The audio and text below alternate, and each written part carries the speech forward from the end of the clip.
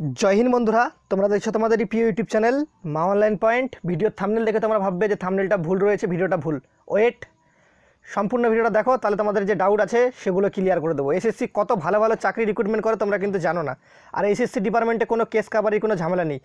যে চাই ফ্রেশ একদম রিক্রুটমেন্ট বা ফার্স্ট অ্যাটেম্পে চাকরি পেতে, তো ভিডিওটা তোমার জন্য রইল। যারা ডাব্লিউবি কনস্টেবল প্রিলিমিনারিতে ফেল করেছে, ভিডিওটা রইল তোমাদের জন্য। ভিডিওটা দেখো, শুধু কী তোমাকে এখানে শিখতে হবে সেগুলো তোমাদের আমি ভিডিওর মাধ্যমে কিন্তু বলে দেবো, ঠিক আছে? ভিডিওটা শুধুমাত্র তোমরা সম্পূর্ণ দেখে নাও। স্টাফ সিলেকশন কমিশনের মাধ্যমে একটি গুরুত্বপূর্ণ নোটিফিকেশন জারি করা হয়েছে। তোমরা দেখবে নোটিফিকেশন অনেক দিন আগে জারি করে দিয়েছে। নোটিফিকেশনটি জারি করেছে 22 মার্চ, ঠিক আছে? 22 March notice of multitasking staff and havildar CBIC CBN examination. CBN examination এটা একটা কনস্টেবল, ঠিক আছে? অনেকে হয়তো জানে না, তোমাদের ভিডিওতে ভেঙে বলে দিচ্ছি। সিবিআইসি সিবিএন এক্সামিনেশন তোমাদের দুটো নোটিশ বেরিয়েছিল। তো চলো নোটিশে কী বলা রয়েছে সেই সম্পর্কে আমরা আলোচনা করে নিই। অন স্ক্রিন তোমরা দেখতে পাচ্ছ অফিসিয়াল নোটিশটা, দেখতে পাচ্ছ 2021-এর ভ্যাকেন্সি, ঠিক আছে? Multitasking staff non technical staff and havildar CBIC CBN examination 2021। তো এখানে তোমাদের কিন্তু স্টার্ট হয়ে গেছে অলরেডি 22/3/2022 থেকে কিন্তু অলরেডি স্টার্ট। 30/4/2022 পর্যন্ত তোমাদের আবেদন চলবে। Last date 30/4/2022 last date. তো এগুলো বলে তোমাদের কোনো লাভ নেই এগুলো। আর দেখো, তোমাদের যেটা তোমাদের মেন টপিক সেটা হচ্ছে 22/3/2022 থেকে শুরু, 30/4/2022 পর্যন্ত আবেদন চলবে। কম্পিউটার বেসড এক্সাম হবে জুলাই মাসের 2022 সালে। আর paper to be notified letter, ঠিক আছে? এখানে এমটিএস রয়েছে। এমটিএস নিয়ে আমরা আলোচনা করছি না, এমটিএস নিয়ে অন্য একটা ভিডিওতে আলোচনা করব। এমটিএসের চাকরিগুলো খুব ভালো। তোমরা ডিএম অফিসে দেখো যে সমস্ত ক্লারিক্যাল পদে যেগুলো সমস্ত স্টাফ থাকে সেগুলো, ঠিক আছে? তো তোমরা হয়তো ভাবো এটা সেন্ট্রাল গভর্নমেন্টের যে পদ, সেহেতু হয়তো ওয়েস্ট বেঙ্গলে সিট বা ভ্যাকেন্সি থাকে না। তোমাদের ভুল ধারণা, ওয়েস্ট বেঙ্গলে ভ্যাকেন্সি রয়েছে, এটাতে অনেক ভ্যাকেন্সি রয়েছে। যতটুকু আমি আপডেট নিয়েছি তোমাদের তার ভিত্তিতে বলে দিচ্ছি সম্পূর্ণ কিছু, ঠিক আছে? তো এখানে হাবালদার বা কনস্টেবল পুরুষ মহিলা একই কিন্তু, ঠিক আছে? এখানে হচ্ছে তোমাদের কিন্তু central board of indirect tax and customer CBIC and central bureau of narcotics, তোমরা সিবিএন দেখতে পাচ্ছ, ঠিক আছে? তো এখানে দেখে নাও under department of revenue ministry of finance, ঠিক আছে? তো এখানে হচ্ছে তোমাদের যে সমস্ত জিএসটি অফিস বা ইনকাম ট্যাক্স যেগুলো রেট মারে, ঠিক আছে? তোমরা দেখেছো সিনেমাতে, তো সেগুলো যে রেট মারে যারা, তারা হচ্ছে এই ডিপার্টমেন্টে পড়ে। তারা তো অফিসার থাকে, তো তাদের সাথে যে কনস্টেবলগুলো যায় তারা। তো এগুলো পদ কেন নিয়োগ করা হয় তোমাদের আমি বলে দিচ্ছি, দেখে নাও। তো ফার্স্ট অল তোমাদের বলে দিই, এগুলো পদে নিয়োগ করার কারণ একটাই, তোমরা জানো যদি তোমরা পুলিশে খবর দাও, তো সেক্ষেত্রে অনেক কিন্তু পুলিশ থাকে যারা খবরটা পাচার করে দেয়, সেক্ষেত্রে ইনকাম ট্যাক্স গিয়েও কিন্তু রেট মারে কিন্তু কোনো কিছু পায় না, ঠিক আছে? তো সেহেতু ইনকাম ট্যাক্স বা জিএসটি ডিপার্টমেন্টের নিজস্ব কনস্টেবল দ্বারা তারা কিন্তু রেট মারতে চায়, সেহেতু এই ভ্যাকেন্সিটা তারা কিন্তু বের করেছে। এটা যদি বলতে চাও একদমই সুখের চাকরি, খুব ভালো চাকরি, ঠিক আছে? যদি কনস্টেবল বলো, WB constable, SSC GD constable, তার থেকে কিন্তু হাজারো গুণ ভালো চাকরি এটা। যদি তুমি ক্র্যাক করতে পারো ওয়েস্ট বেঙ্গল পুলিশের, ওয়েস্ট বেঙ্গলের প্রার্থী হয়ে যদি তুমি ক্র্যাক করতে পারো পুরুষ এবং মহিলা, তাহলে কিন্তু খুবই ভালো চাকরি তোমাদের কিন্তু এটা। এখানে কিন্তু ভ্যাকেন্সির সংখ্যা 36 জন। তোমরা ভাবো হয়তো অনেকজন আবেদন করে, সেরকম কোনো ব্যাপার নেই। তুমি যেরকম ভিডিওটা দেখে ভয় পাচ্ছ, আধাটির বেশি ক্যান্ডিডেট যারা দেখছে ভিডিওটা তারা কিন্তু কেউ অ্যাপ্লাই করবে না, ঠিক আছে? আবেদন দেখবে খুব একটা বেশি হয় না, ঠিক আছে? ওয়েস্ট বেঙ্গলের প্রার্থীরা এই কারণে কিন্তু পিছিয়ে পড়ে যায়। আমাদের সেন্ট্রাল গভর্নমেন্টের কোনো কিছু চাকরি ছাড়লে কিন্তু তারা কিন্তু আবেদন করতে চায় না। আমি দেখেছি এসএসসি ডিপার্টমেন্টে কিন্তু আবেদন খুব সংখ্যক কম করে। রিজার্ভেশন কিন্তু রয়েছে এসসি এসটি ওবিসি প্রার্থীদের, ঠিক আছে? তো 3603টা ভ্যাকেন্সি রয়েছে। এখানে পুরুষ মহিলা উভয় কিন্তু ইনক্লুড রয়েছে, পুরুষ এবং মহিলা উভয় আবেদন করতে পারবে। তো তোমাদের বিস্তারিত কী রয়েছে সেটা তোমাদের ভিডিওর মাঝখানে বলে দিই, দেখে নাও। এখানে কারা nationality of citizen, India, Nepal, Bhutan, যে কোনো প্রার্থী হো না কেন তারা আবেদন করতে পারবে, ওকে? তো এখানে এজ লিমিট যেটা রয়েছে 01/01/2022 থেকে 18 থেকে 27 বছর পর্যন্ত তোমরা কিন্তু এই পদে আবেদন করতে পারবে, ঠিক আছে? 18 থেকে 27 বছর। এবার দেখো এসসি এসটি প্রার্থীরা 5 বছরের ছাড়, ওবিসিরা 3 বছরের ছাড় কিন্তু পেয়ে যাবে, ওকে? তো আমরা যদি নিচে চলে আসি, যে সমস্ত তোমাদের ইনস্ট্রাকশন রয়েছে ইম্পর্টেন্ট, সেগুলো তোমাদের আমি বলে দিচ্ছি বাংলাতে একদমই। তো ভিডিওটা দেখে অবশ্যই ভালো লাগলে অবশ্যই একটা লাইক করে বন্ধুদের মাঝে শেয়ার করে দিও। চ্যানেলে প্রথম হলে সাবস্ক্রাইবটা অবশ্যই করে দিও। নিচে চলে আসি, নিচে চলে আসার পর আমরা কি দেখব, চলো নিচে যাই। অফিসিয়াল, এগুলো তোমাদের খুব একটা গুরুত্বপূর্ণ না, যেগুলো গুরুত্বপূর্ণ সেগুলো আমরা তোমাদের বলে দেব। ওকে, তো এখানে এসেনশিয়াল এডুকেশন কোয়ালিফিকেশান 30/4/2022 মধ্যে তোমার কিন্তু যে মাধ্যমিক পাস হতে হবে, তাহলে তুমি কিন্তু আবেদন করতে পারবে। ঠিক আছে, তো আমরা নিচে চলে আসি। নিচে চলে আসার পর এখানে হাউ টু অ্যাপ্লাই দেওয়া রয়েছে। তারপর তোমাদের অ্যাপ্লিকেশন ফি বলতে তোমাদের কিন্তু 100 টাকা জেনারেল ওবিসি প্রার্থীদের ক্ষেত্রে, SC ST প্রার্থী বা মহিলা প্রার্থী বা PWD এক্স সার্ভিসম্যান ESM প্রার্থীদের ক্ষেত্রে কোনো রকম কিন্তু চার্জ তোমাদের কিন্তু কাটা হবে না।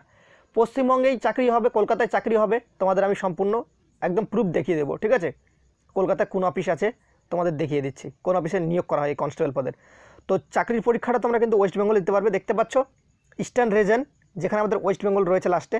ওয়েস্ট বেঙ্গলে কোথায় সিট পড়ে দেখে নাও, কল্যাণী, কলকাতা, শিলিগুড়ি। কল্যাণী, কলকাতা, শিলিগুড়ি, আরও রয়েছে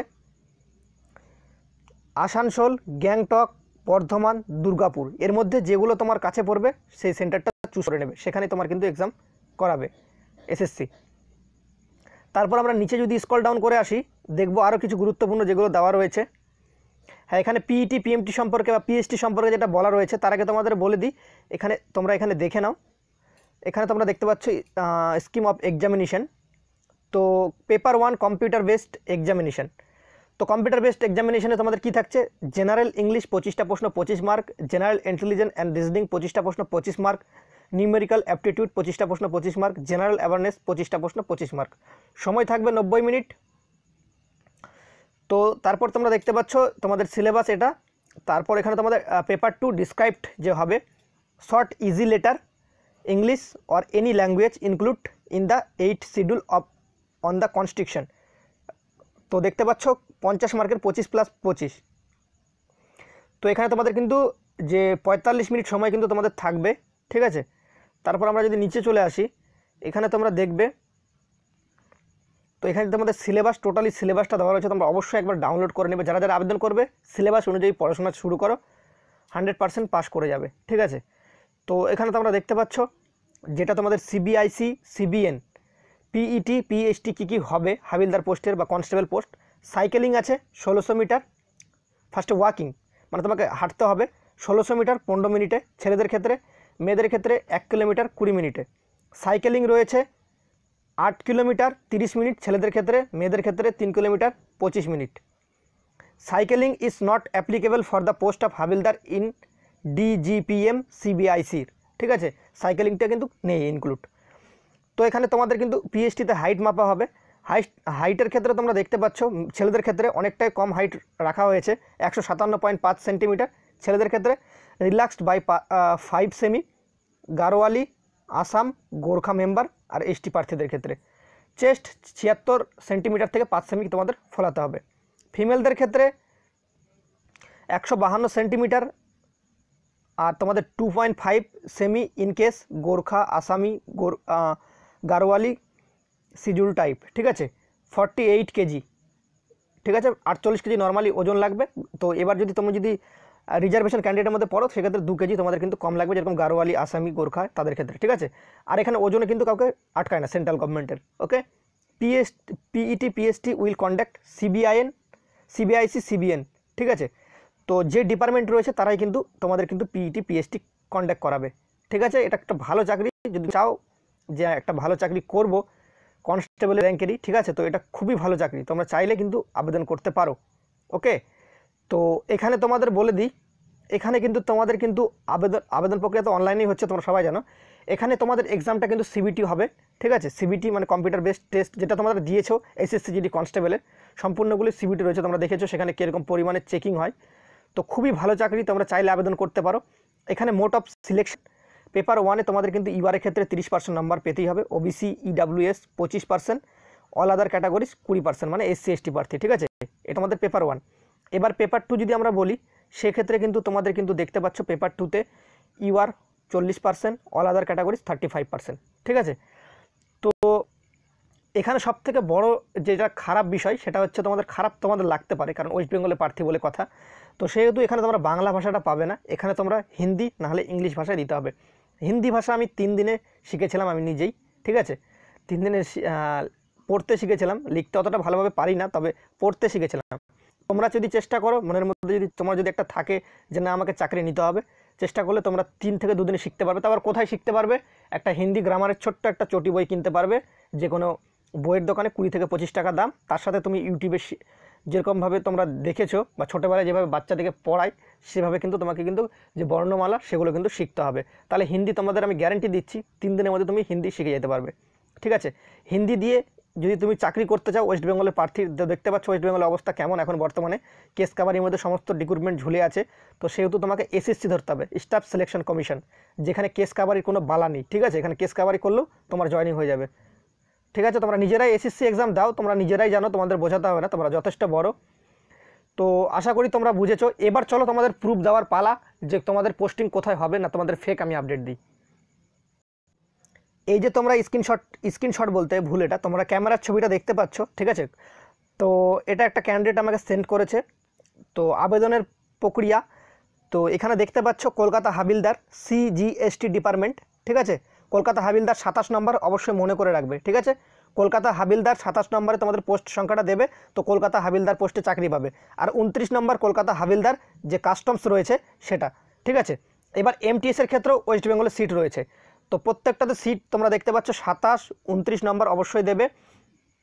এগুলো কিন্তু তোমাদের ওয়েস্ট বেঙ্গলের প্রার্থীদের ক্ষেত্রে কলকাতায় চাকরি হবে সারা জিবন। তোমরা কলকাতায় যে জিএসটি অফিস বা ইনকাম ট্যাক্সের বিভিন্ন ধরনের যে অফিসগুলো রয়েছে সেখান থেকে কিন্তু তোমরা কিন্তু বারবার কিন্তু যে চাকরি সেগুলো কিন্তু করতে পারবে। ঠিক আছে, তো খুবই ভালো চাকরি, আমি শুনলাম যখন এটা খুবই ভালো চাকরি। জিএসটি ডিপার্টমেন্ট, এটাতে পুলিশকে তারা ইনক্লুড করে না, তো সেহেতু তারা নিজেরাই রেট মারে। তো সেই ক্ষেত্রে তারা কিন্তু কনস্টেবল নেওয়ার একটা সিদ্ধান্ত নিয়েছে, তারা কিন্তু কনস্টেবল নিচ্ছে। ঠিক আছে, আগে তোমাদের কি হতো যে পুলিশকে দিয়ে তারা কিন্তু রেড করতো। ঠিক আছে, অফিসার তাদের ডিপার্টমেন্টে যেত আর পুলিশকে রেড করাতো। তো সেক্ষেত্রে এখন তারা নিজেরাই হাবিলদার বা কনস্টেবল পদে কিন্তু পুলিশ মহিলা নিয়োগ করে নিচ্ছে। আর পরবর্তীতে কিন্তু পুলিশের কোনো যে কাজ সেটা কিন্তু থাকবে না সেন্ট্রাল গভর্নমেন্টের ডিপার্টমেন্টের ক্ষেত্রে। তো ভালো চাকরি, তোমরা চাইলে অবশ্যই আবেদন করে নিতে পারো। তো আমি চাই যেন তোমরা আবেদন করো সঠিকভাবে, সেই জন্য তোমাদের বলে দিলাম। হয়তো তোমরা অনেকে জানো না যে কলকাতায় এই পদের চাকরির কিন্তু পোস্টিং তোমরা পেয়ে যাবে। এই দুটো সিলেক্ট অবশ্যই করবে। ঠিক আছে, ফার্স্ট প্রিফারেন্সে দিতে পারো। তো যার নাম্বার বেশি থাকবে তাদের পোস্ট ওয়াইজ কিন্তু তাদেরকে কিন্তু দেওয়া হবে। ওকে, এই বলে ভিডিওটা শেষ করলাম। জয় হিন্দ।